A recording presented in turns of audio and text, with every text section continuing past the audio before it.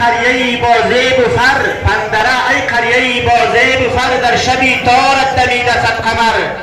پندره ای مرکزی علم و هنر، بر هوایت مشک میبارد سحر. پندره ای میزبان اهل دین، می درخشد آفتابت از جبین.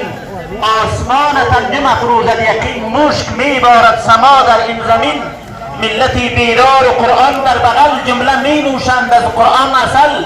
پندره گردیده اینک همچه روز، نور قرآن است در اینجا فروز. پندره ای علم و دانش را چراغ، ترز گلها دشت و دامانت چراغ. از آلوی گلاست چون اصل، می سرایند اندلیبانت غزل.